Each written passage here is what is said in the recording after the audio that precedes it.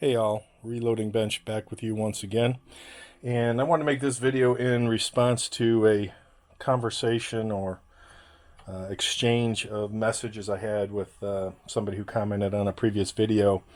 And their comment was around the springs that I had put in the Dillon powder measure to activate it and return it to its original position because I couldn't install the Dillon powder measure with the failsafe bar in a factory configuration due to the bullet feeding die comparable to what I have on my Hornady here. So I needed the Dillon powder measure to sit in a completely different direction than it would if it used the failsafe. So I use the springs, and that has worked for me. And I do a manual version of the reloading. In this particular person was commenting that they have a very similar configuration and they're using one of the Mark 7 auto drives, and for whatever reason the powder check stayed open in a stuck position, stuck open, so he's got like 2,000 rounds to check because he doesn't know who has powder, who doesn't.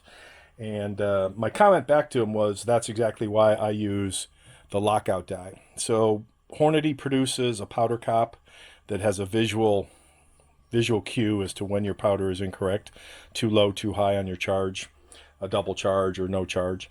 And Dillon has their powder check, same thing. It's an audible alarm that when there's no powder or wrong charge.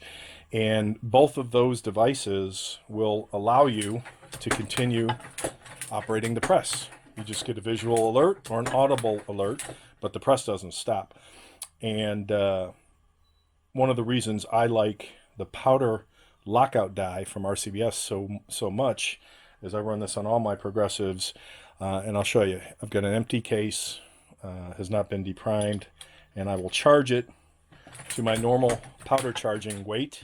And as it goes through the powder check for the RCBS Lock-Out die, it acknowledges, based on how it's set, that that is a correct charge. So what I will now do with that original charge is do a double charge. And very visible, but if you're not paying attention, you're not paying attention, and you'll see it fills the case about 3/4 of the way full. And the Lock-Out die does just that. It locks the press out from moving it. You cannot move the press. Now, I don't know how this would function with an auto drive, if the torque from the auto drive would just force that in there or not, but that's what happens with the Lock-Out die. And now I'll go to a completely empty case without the powder charge. I'll skip the powder charge station and go right into the Lock-Out. So the Lock-Out die helps me in that when I'm reloading, and again, I'm not doing anything so fast that I wouldn't notice the lack of a charge or a double charge, I would like to believe. But this gives me peace of mind and comfort knowing that everything is operating correctly and my powder charge weights are within how I have them spec'd out, so that, again, peace of mind and comfort.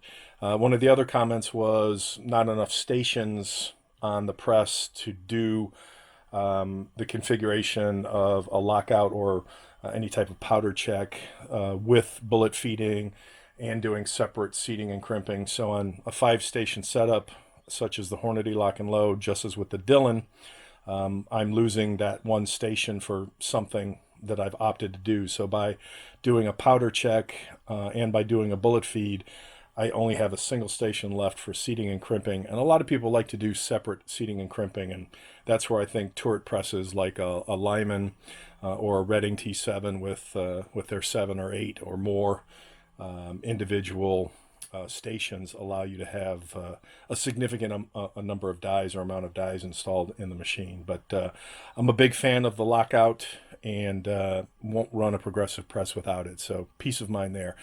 Just a quick short video. Take care.